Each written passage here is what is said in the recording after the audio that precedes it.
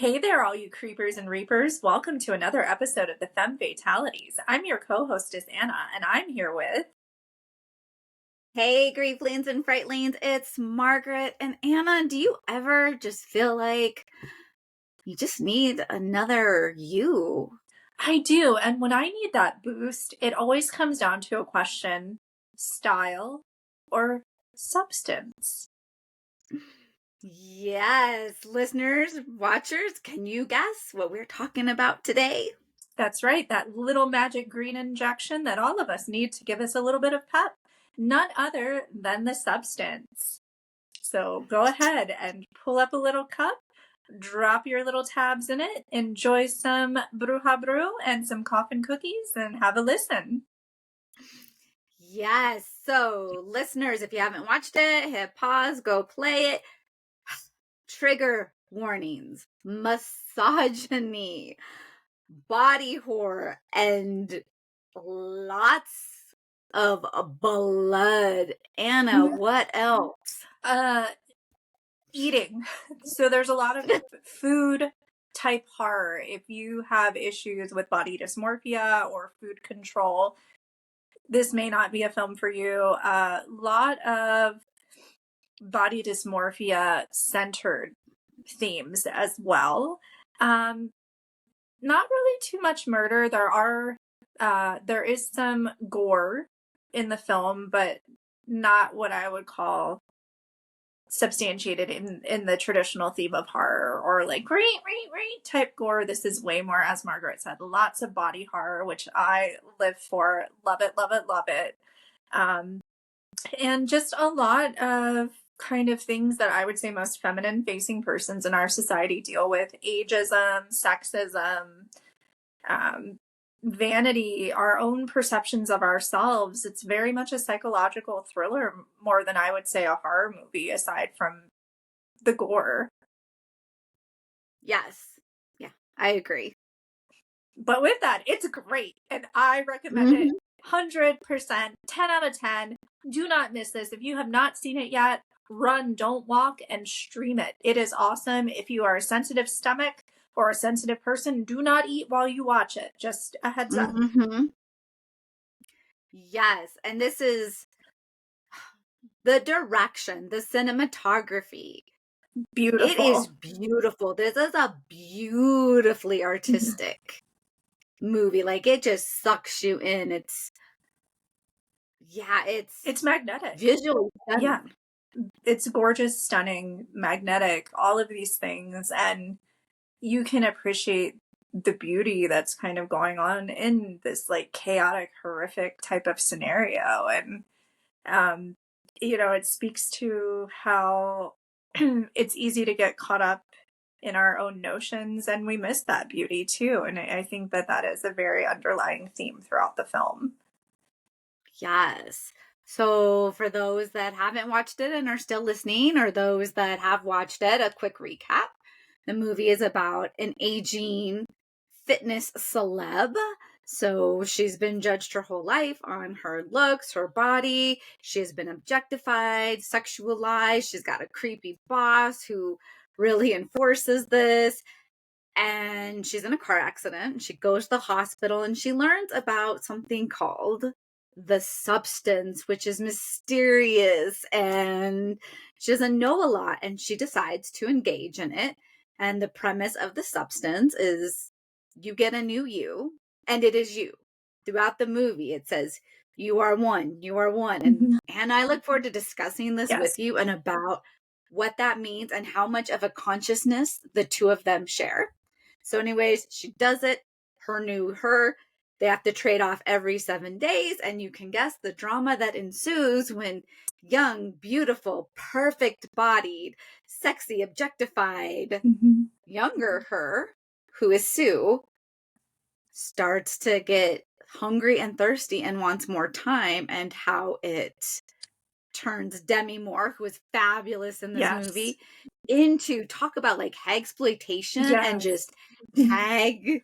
Oh my gosh, the way they transformed her, it was, again, visually stunning. And I just loved Demi Moore in this, I feel like this might have been one of her best roles to date. I agree. I mean, she did a great job as Elizabeth, and props to her too. I think she looks amazing. I mean, there's a scene where she's just, you know, in the buff, standing in front of the mirror, and I'm like, she looks awesome. Like, you know, realistically, there was no need for any improvement. And I feel like a lot of that pressure, as you mentioned, coming from her career path, her turning 50, which is kind of, you know, this whole uh, start of her story, is she's out to lunch with her boss, played by Dennis Quaid, and he's gross, and his name is Harvey, right? And Margaret Yeah, that's pointed out that that's kind of a double entendre, right? mhm. They're out to lunch, and he essentially has said, like, you've aged out, we got to replace you with somebody young and hot. And then she's upset, she's leaving.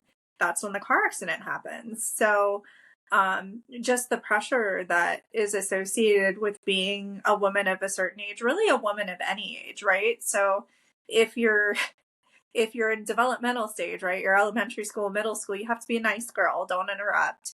And once you become an adolescent, you have to be behaving in a certain manner. You don't want boys to think that you're loose, or, you know, things like that. And then in your 20s, you have to work really hard, but don't say anything and don't stand up for yourself. And eventually, maybe if you're lucky, you'll get rewarded. And it just keeps continuing and continuing and continuing through our entire lives. I mean, I would even venture to say women in their 90s and hundreds have these expectations. Oh, you're a grandmother, you're a great grandmother, you shouldn't cuss, or you shouldn't do this. And it's wild to me when we really think about those expectations that are placed on women and how they can impact us.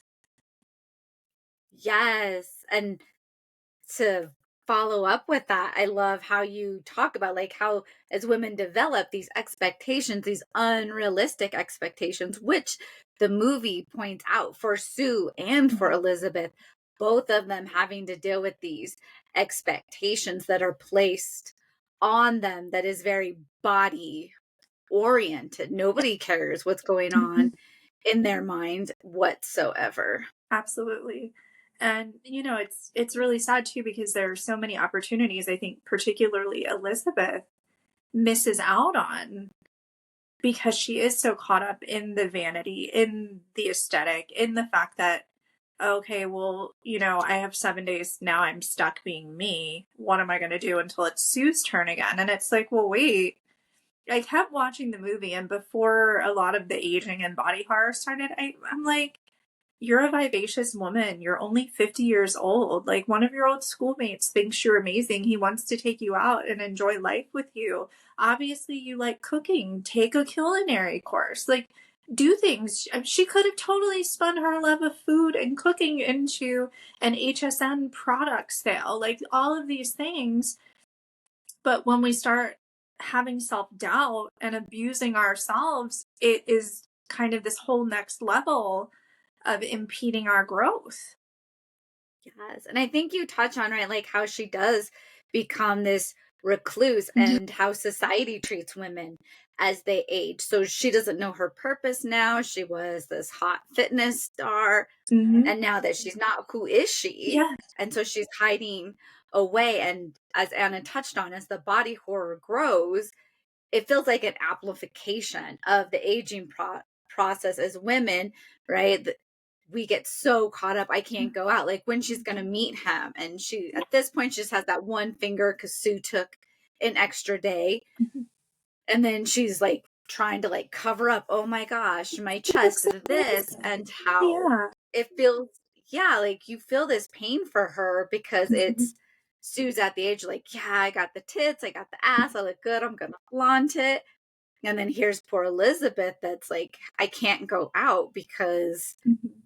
her body is changing, which our bodies Yeah. do. We're never in the same body. Mm-mm. Not even from day to day. Like, it's Mm-hmm. constant shifting and changing. And, you know, the thing that really caught my attention was, I feel like, okay, Elizabeth might have like this young, hot, ideal body and look. Um, but I'm like, where are her thoughts? Like, where is her brain? Because watching this, I'm like, okay, I'm thinking she's probably like 23, right? I've thought that was a good roundabout age to give her in my mind when I'm watching the film. And I'm thinking, was I that dumb when I was that age? Because the stuff she's doing is not responsible. Like when they have one of their 7-day switches, Elizabeth gets up, she walks out, there's like trash and alcohol cans everywhere. And I'm like, she has this great new body. She's not even taking care of it. And, you know, she's having like randos come and hook up. Is she using protection? Like, is she taking care of this new body? And I'm having like all these thoughts of, okay, well, she's on this show. Is she investing her money? Is she thinking about the future? Because eventually she's gonna probably age. I assume even if you do the substance, your other half eventually ages at some point because you can't stay that forever, right? There was nothing saying you become more immortal or eternally youthful. So I just found it to be very perplexing. And I think that really spoke to her level of newness, I guess you could say. Yes. Ooh, and I love how you pick up on like her newness and how she's engaging in the world from this very immature place. Mm-hmm. I ended up focusing on their battle, Yeah. how then they got really aggressive with each other. So when Elizabeth, it was her 7 days, she's just eating and creating Mm-hmm. this mess in the kitchen and leaving a mess in the house. And when it's Sue's turn, she's getting rid of Elizabeth's stuff. And I saw this as that internal hatred so Yeah. many people deal with, and then how we fight with ourselves internally and we put ourselves down. Oh, you're such a pig. I Mm-hmm. can't believe the mess that you made. Look at you. You did that. And how it became how they self Yeah. destructed, and even how they were looking for an authority figure. Mm-hmm. Like we could say, if this is internal, where was the wise mind to be like, okay, you know what? On, like you were Yeah. saying, Anna, on my 7 days, I'm going to take a Yeah. culinary class. I'm going to go have lunch with this old classmate, Mm-hmm. Sue. Okay. On my 7 days, I'm the one that's making the money now. I have to Mm-hmm. take care of me and Elizabeth. And even my partner pointed out, he was like, why do they just leave each other on the floor? Yeah. He's like, don't you think if that was your body, a part of you, you would move Right. it to a bed or you would put it someplace? So I Mm-hmm. think that really goes for that like internal self-disgust, that internal self-hatred, Yeah. that they're just going to leave themselves on the floor, or then the room that Mm-hmm. Sue makes. And I was thinking, because she is so naive, I was like, does she really have this sort of handy skills that she Right. could make a hidden wall Yeah. in the bathroom to hide Elizabeth? That must, I'm like, that maybe that was a side effect of the substance. She just got some random hardware knowledge or something, but it's something that really kind of caught me was oftentimes we say, and I started saying this like when I was like 20, if I would have known then what I know now, and just, you know, every now and then everyone says it, right? Once you experience something in life, you'd be like, oh, I wish I would have known then what I knew now. Um, but there didn't seem to be that aspect in their dynamic. Like you said, there's no, I kind of expected Sue to have some sort of understanding of the world as it is because she did come from Elizabeth, right? And I'm like, well, does she have all of these things that she can apply to life? And it didn't seem that she did. So the body has regenerated, and I feel like the mind regressed in the sense of she's just not super aware of things to be cautious about, um, how to take care of this body, how to take care of herself, how to make good decisions. Because even if we look at when she's draining Elizabeth of everything, she's not making good decisions, right? She's working essentially 10, 12, 14-hour days, 3 months straight. That's not a good decision. Yes. I was wondering, right, as she's draining Elizabeth, Mm-hmm. that she got Elizabeth's hunger. Elizabeth wanted more than anything to be young again, to have this vitality, to do these things again. So then Sue is the embodiment of Elizabeth's hunger. Elizabeth seems really lonely. So then, of course, Sue's going to be having random sex with randos because Sue is so lonely. And I also feel you touch on, okay, so again in the movie, you are one. And I wondered, what is their sense of shared consciousness? Because it didn't feel like they had it. And where was the, like you were saying, that respect? I feel like if I was there, I'd be like, hey, younger me, I cooked this meal, did this, did that, da da da. Hey, OG me, da da da da. Like, where I thought they would have a journal to be like, hey, like, this is what you need to know. This is what happened. And instead, it just felt like, this greed. I need to hold on to youth at no matter what cost. And I don't care what that's going to do to the original body. Well, and I love that you say that. And I felt the same way about having the journal, having the communication.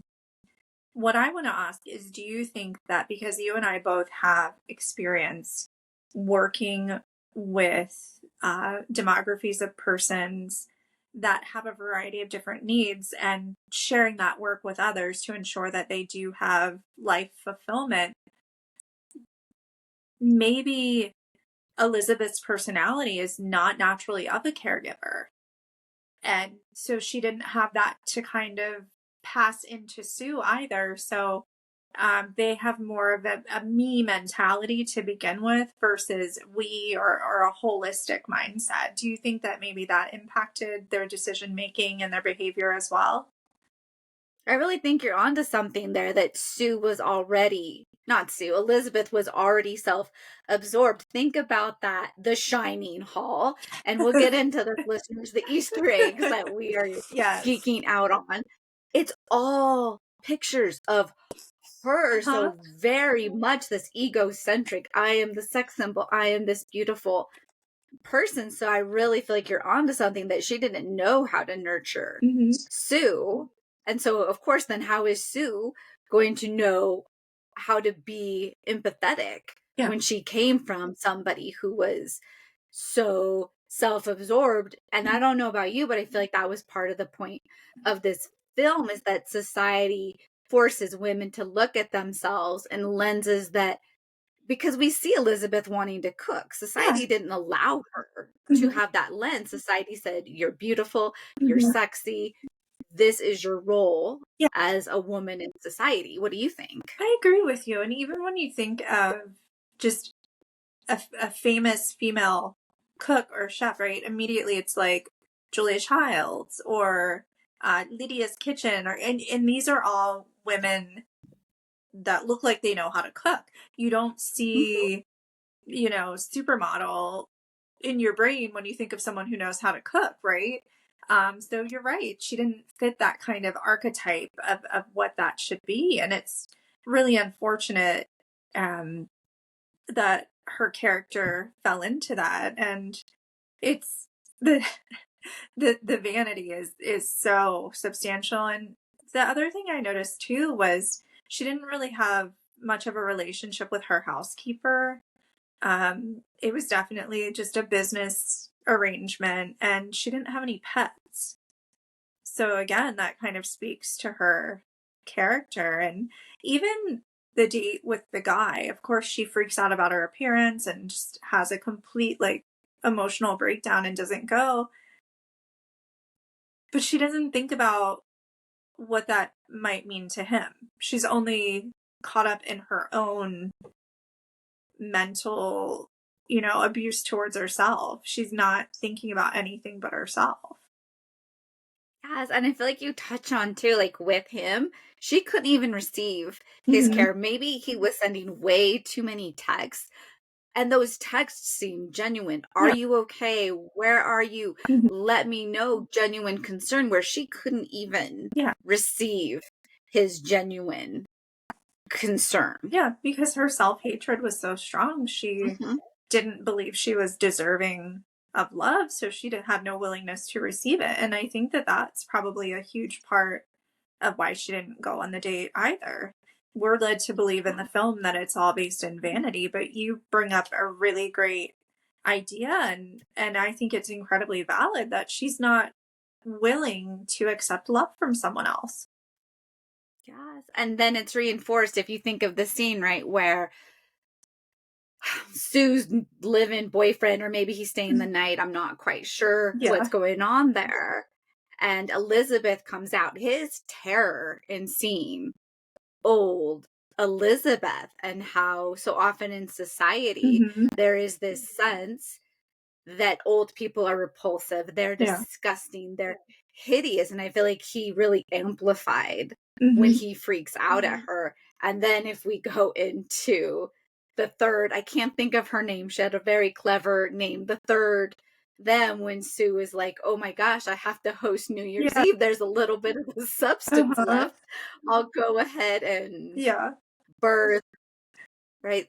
The Elephant Man, essentially. Yeah. It felt like a tribute to the movie The Elephant Man. And even that sadness when she's up Mm-hmm. there, she's like, it's me. It's Yeah. me. And people are like, ah, Yeah. screaming and running away. Oh, absolutely. And I think for all intents and purposes, we can call her Susabeth right now because, you know, I love how they did the makeup and the special effects for the Susabeth creation.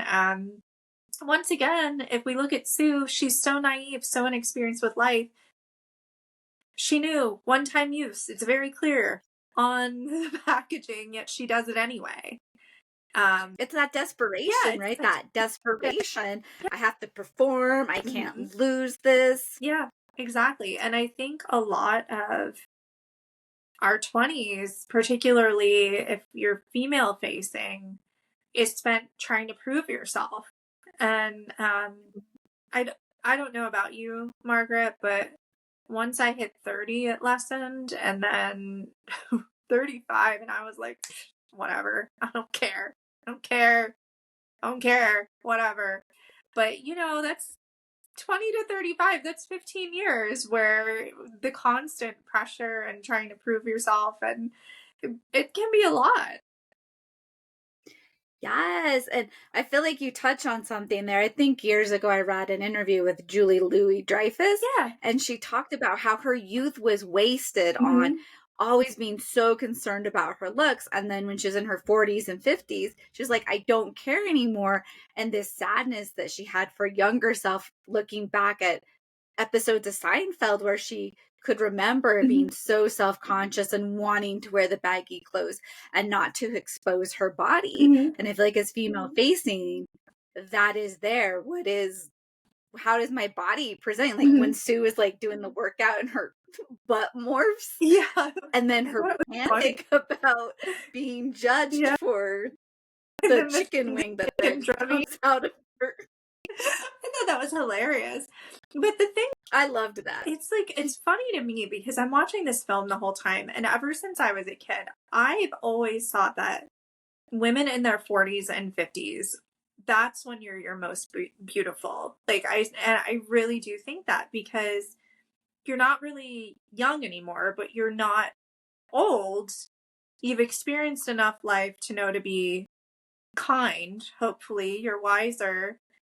You take pride in what you do. You take pride in those that surround you. And I think that those are things like being a little girl, watching my aunts and some of my teachers and things like that. I was like, wow, I can't wait to be like that. Right. And I'm still very excited about that. And it's not too far away for me now. And I'm excited for that. And it's just so funny that there's still that notion of once you're a certain age, you just, you know, once you hit 40 or once you hit 45 or 50 or 55 or whatever it is, you know, it's down the hill, but it's not. I mean, the average female life expectancy is what, between like 84 and 92. So I think you're like halfway there at 50, basically. You still have the whole other half of your life ahead of you. And, I don't know. I think that it's a lot of unnecessary, undue pressure. yes, completely agreed. Yeah. So if you're out there and you're listening, and if you're heading into your 50s, go for it, enjoy it, do all the things, report back to us, let us know what's going on. And remember too that don't look at people as younger than you, right? I'm not going to look at somebody in their 20s and be like, "Oh my God, you're so much younger than me now." Um, no, you're coming this direction. Like everyone's going to age, right? We're all heading to being older. It's how we handle it and how we experience life. Yes, I feel like you touch on that thanatology principle, right? That we're all dying, Mhm. we're all aging, like this is inevitable. So how do we make peace Yeah. with death? How do we make peace with aging? Because that's where we're going in instead. And I think this movie also shows our preoccupation, our obsession Yeah. with youth, missing that youth is fleeting. It's not gonna last Mhm. forever. Absolutely. And when I think back to when I was like Sue's age, I was young and dumb. And really, Hmm. it wasn't that long ago. So I just, I don't know. I had a lot of mixed feelings watching the movie because I kind of felt really sorry for Sue in some ways.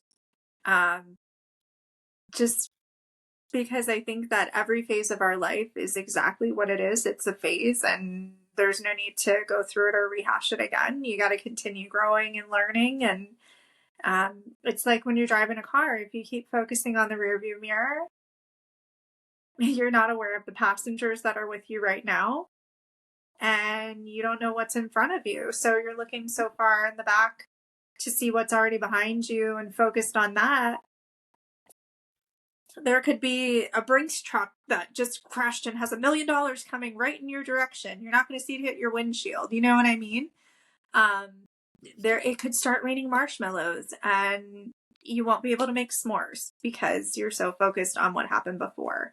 And that can be really dangerous territory. I mean, of course, there's always the example of, there's a tree right in front of you and you're looking in the rearview mirror, but there could be good things too. And that's important to remember. And that's, I really appreciate that you bring that up. And that's such a great perspective that you gathered from this movie. Feels like this movie, as you're talking about, right? Like youth is, it's limited. Mhm. It points that out, right? And it felt like this, what happens with the substance is because society wants to stay young so Mhm. long that the young bodies abuse the older bodies to stay young. Yeah. And then there is this self-destruction that happens. I don't know if you got that sense from like when they were like calling the number. It Yeah. seemed like this is inevitable. The Mhm. youth will drink up Yeah. what the body has so that aging is gonna happen. You can't Mhm. prolong it, and then that self-destruction. Yeah. Because and even my partner was like, so what happens when Mhm. Elizabeth dies? Then what happens to Sue? She is going to die because she no longer has access Mhm.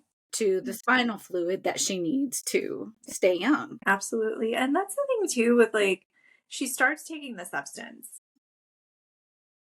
with no real knowledge.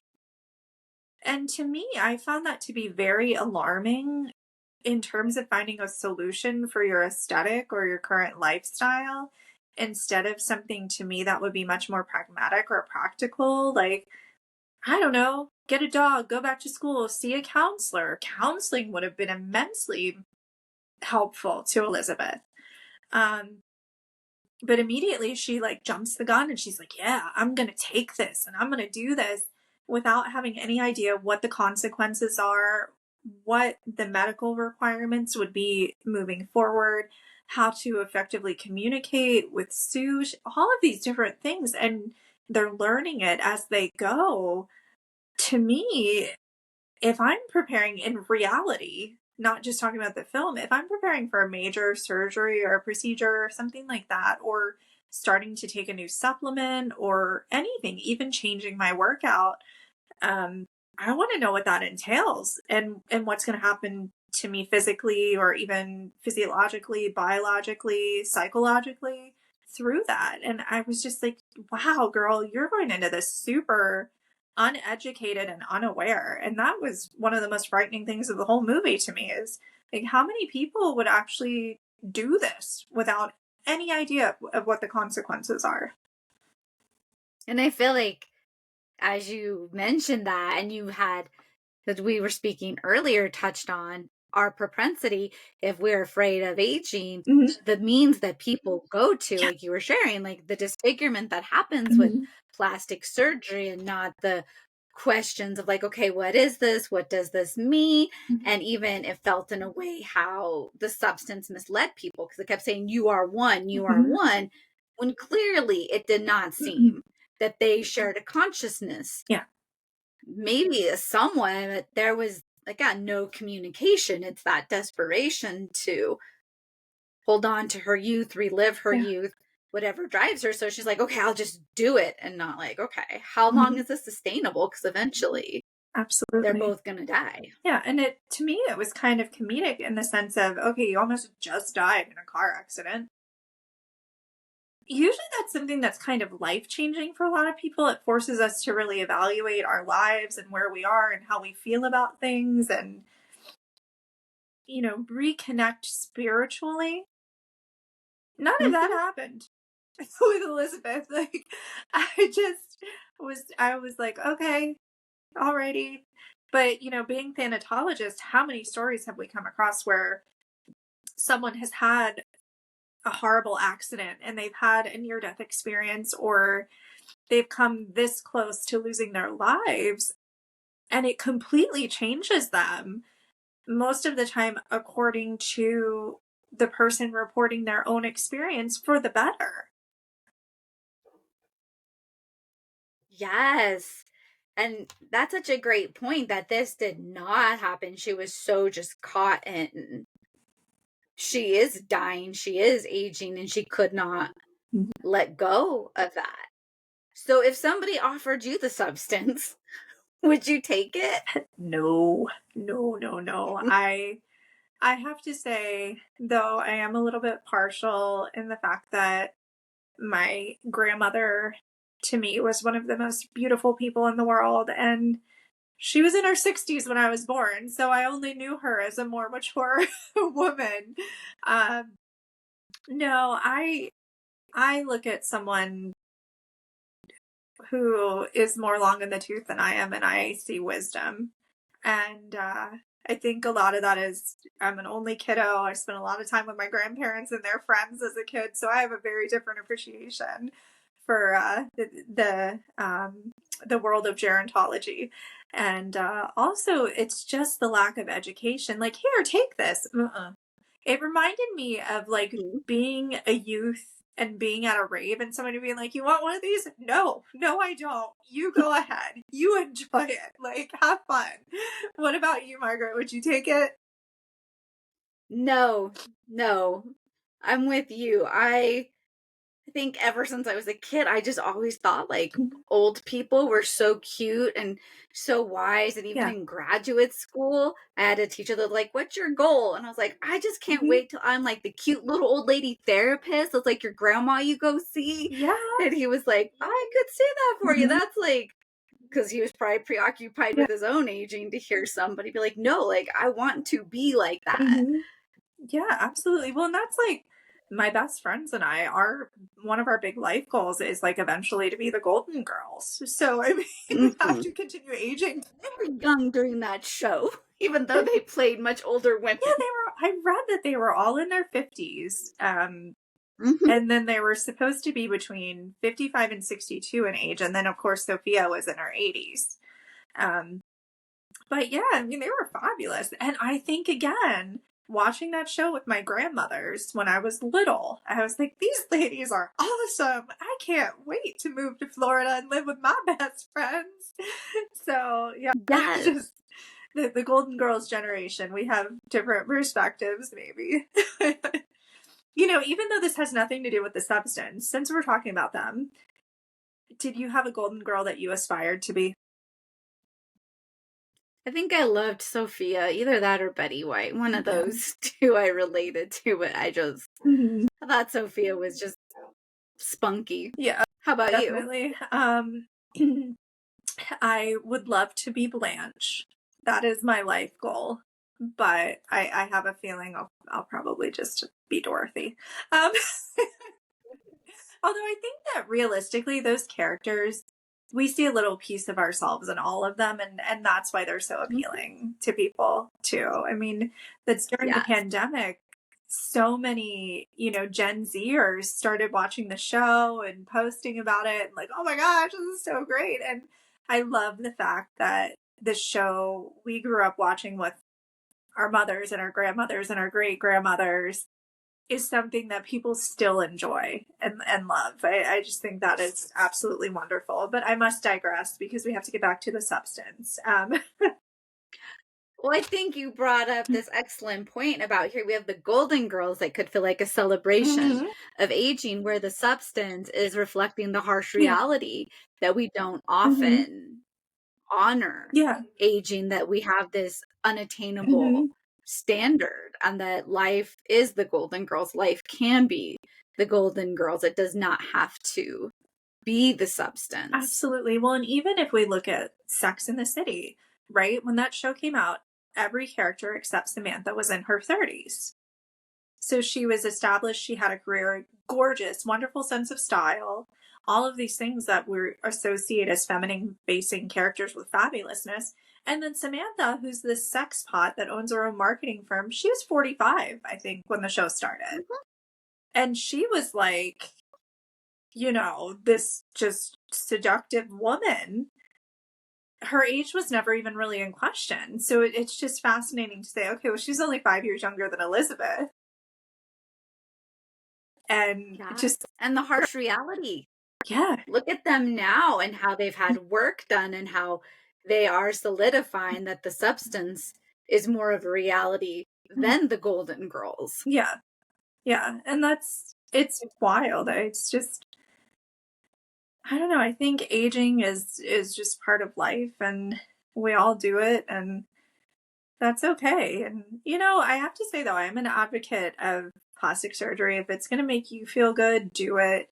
But if you're doing it for someone else or for society, don't waste your money at the plastic surgeon. Spend your money with a counselor or a therapist. And at the end of the day, you'll probably feel better. Yes. I had a professor in grad school, and he used to say that he loved his wrinkles because they showed that he had lived life, that he had laughed and loved and cried and had all these experiences. So he would not trade his wrinkles for anything. I love it. I think that's great.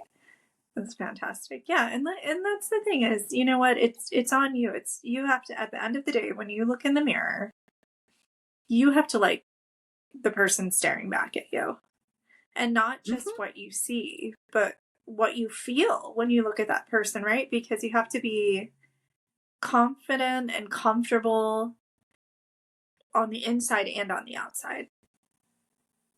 Yes, agreed.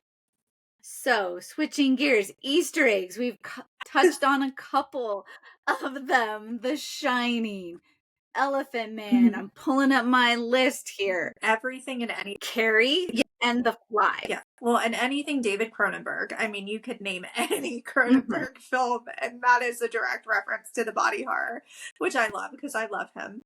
Um, to me, at the end, the Susabeth reminded me so much of Basket Case. And the second Basket Case, when Belial meets Eve, I was like, oh my God, she looks just like Eve.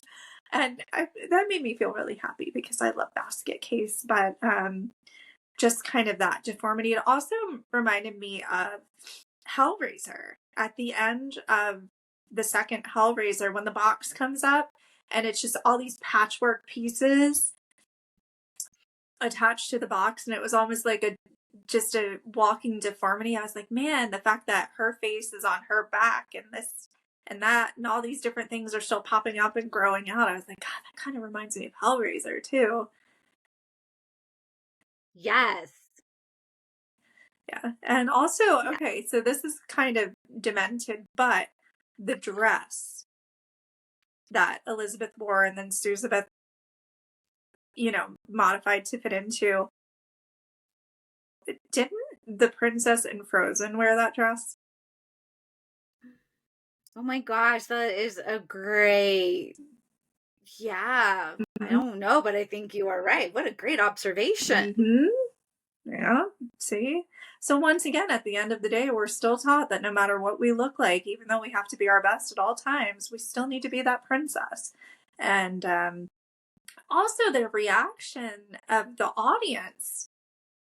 No one went to see what was wrong. No one tried to help her. And they just start screaming and they're like, it's a monster. I'm like, what is wrong with the entire audience? Like Frankenstein, Yeah. like it's a monster. Like Yeah. this is Just bizarre. for Elephant Man. Yeah. Yeah. And even the mentality, because I feel like Sue's spawn was still Sue. And that's a huge difference, as we've been discussing, between Elizabeth and Sue's dichotomy and relationship. Yeah, because she even says at one point, right? It's me. Mm-hmm. It's me. Yeah. Like asking for that empathy, and people are just Mm-hmm. screaming and it's wild. Although the earring part kind of made me laugh. She was just like, oh, let me just stick them in here. Just like, okay. And, the Shining, the other element was, I feel like, the aging makeup, right? Because we all know the green bathroom scene from The Shining, but I was like, well, that's kind of reminiscent of that particular character. And I enjoyed it. And also I felt like Elizabeth, when she was very, very old and had horrible osteoporosis, reminded me of Angelica Houston in The Witches when she takes her face off. There was a lot of aesthetic similarity there. And I like, I love body horror, so I enjoyed the whole movie. I was like, yes, this is what I am about. Yes. The body horror was great. It was well done. The makeup art body horror definitely should get an award. I mean, that is true artistry. It really is. Even in the beginning, like when she first takes the substance and her eye starts doing, like it splits and all that, I was like, that is just the imagery again in this film is phenomenal. The art director, amazing job, just gorgeous, amazing, wonderful. We haven't talked about the gross neighbor. Not that he really deserves much of our vocal strain, but I kind of felt like it was really creepy how he was rude and terrible to Elizabeth, because she, in my opinion, she was a gorgeous woman who just turned 50, in great physical shape and very successful. So I'm like, don't you think he'd be like kissing her ass a little bit? No, I took that as like really putting like it in society's face that this is what female facing people go through with younger generations, that when they're old they don't know anything, they're just whatever, pass aside. But then when he sees Sue, that objectification, and it just made overtly it like predatory nature, like total predator creep move. Because my assumption looking at him is like he's in his late 30s. So I'm like, yo, bro, like you're 15 years older than this kid. Really? I don't know. But look at how many old men date young that's true women. Or even like in our movies and TV shows, how many actors are that they're in their 40s or 50s and we're supposed to believe that their wife just happens to be this actress who's in her 20s that happens in our media and real life. That's very true. That's a good point. Yeah. That is actually a really good point. Yeah. And I think just from the feminine facing perspective, it's easier to pick up on stuff and to look at it in a different way. Like, I don't know. It's when you're in your 20s, it's not as weird, but then once you kind of hit your 30s and, you've got nieces and nephews or your own kids or your friends have kids, and then it's just kind of like you start thinking, well, they're like not that much younger than, my goddaughter or, whatever. And it just kind of shifts the brain a little bit more. I don't know. Yes. Oh, he was, Yes. and this This is movie is terrible like because so much. the whole movie's about vanity, but part of me wants to say, well, maybe if he was more attractive, I wouldn't feel this way. And I think that the creator, Caroline, and she has a very French last name that starts with an Mhm. F that I'm not even going to try to pronounce.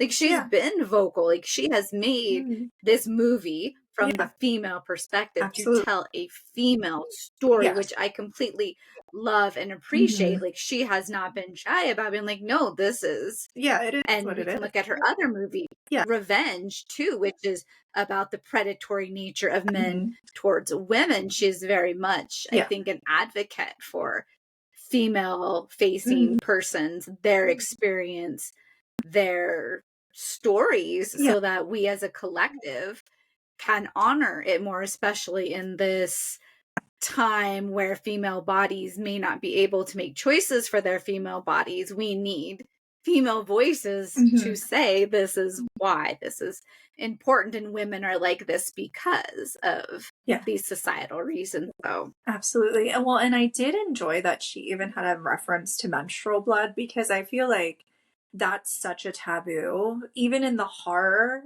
world, um, which entertains we've got a me. movie then Yeah. to do coming up. You haven't seen Run Sweetheart Run, have you? No, I haven't.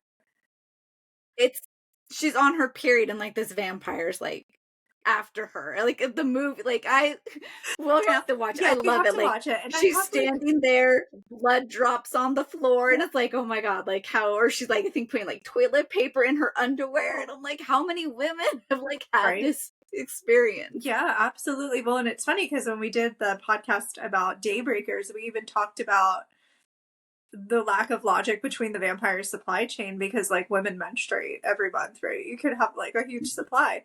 But it is funny that there's such a minuscule amount of any sort of period or menstrual reference in horror. And talk about body horror for cisgender females. Like we have to do that every month for years and years and years and years. Mhm. Um like basically half our lives at least. Oh, yeah, at least. Yeah. 45, 50 years. That's all. Mhm. Yeah. But it was great that even though it was the guy who's like, oh, I think it's your lady time. I was like, at least there was some sort of reference to it. So, And that minimization of female emotions so mhm. easily be like, oh, it's that lady time. Or even as women, we Yeah. do that to ourselves. Oh, I feel like crying. I must be Yeah. PMSing. And there is validity to that. And also, can we have emotions regardless of if we're menstruating or premenstrual? That Right. emotions are emotions. Absolutely. One other thing though is like where you go to get your subscription for the substance. It just dawned on me that when Elizabeth is, very elderly, osteoporosis, all of those things, um, how in the world would she have even gotten in there to get the next week's supply? Yeah.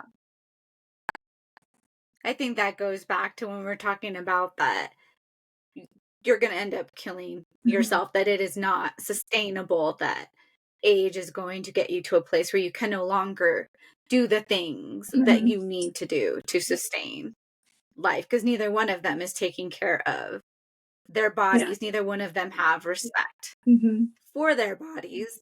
And that goes back to all the societal ways that women bodies have been judged and are not respected. Mhm. And even the unseen where, when Elizabeth's face breaks off of Susabeth's back and she kind of crawls over to her star on Hollywood Boulevard, still to show that she just wants to be that person again. And I was like, wow, what a way to end it. Yes, because as people, so often there is this ideal self that we are trying to attain Mhm. or we want to get back to. And even listeners, when we talk about how female bodies are treated, these are generalities because there are lots of women that respect their bodies, non Yeah, binary people, cisgender people that respect their bodies. This is a film to point out that as a society, we still have work that absolutely. needs to be done. Definitely. Well, I've got to ask the question of the moment. Who do you most relate to in the entire film? Yes. So as we've been talking, like there's a lot like we could relate to moments for Elizabeth or Suzabeth or Mhm. Sue. And I feel like when I was watching it, Harvey has an assistant. I think her name is Isabel. And Yeah. he's like, I don't like that name. I'm going to call you blah. And I was Mhm. like, I can just relate working and somebody just disrespecting me Mhm. for whatever reason. And I'm just trying to do my best. I'm trying to show up. And so I'm gonna go with Harvey's assistant, Isabella. How about you? Um, so I actually don't feel like I really relate to anybody in the film. I empathize with a lot of the characters. If anything, maybe like the costume designer or one of the showgirls, like somebody who's still trying to make sure this show goes on. I think actually the showgirls, when Suzabeth is out there and they realize that shit's about to go down, but they're still smiling. They're still trying to get through it. Like, what can I do to make this easier for everyone? That's probably that would be me. No matter what's happening, let's figure out how to Yeah, try and get through this. Um, just keep yeah, smiling, just which has been a theme yeah. in a lot of movies that we've watched about the female perspective, Hmm.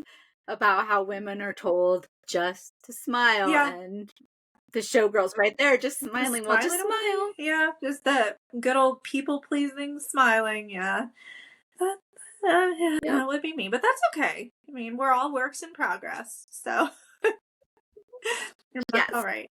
And hey, if you've been listening to this podcast and you are having difficulty, no matter what age or stage of life you're in, regarding what's going on, maybe something to do with current life situations, your aesthetic, your plans for the future, your fears about the past, any of those things, know that there's a lot of help out there. We try to remind every episode that there are some great lines you can call. 988 is one that is all across the country, 24/7 availability. And there are also a lot of soft lines that you can call as well. There is some, anonymity associated with that as well. Go to our Instagram Mm-hmm.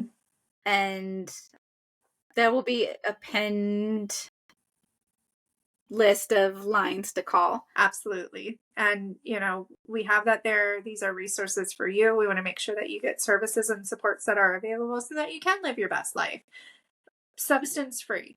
Yes. Um, and that's really important. And if you do find that you are struggling with any aspects of this film or anything else in life, there are supports and services available. You don't have to go through this alone. You're not alone. And there are people out there that care and want to help. Yes. Yes, I agree.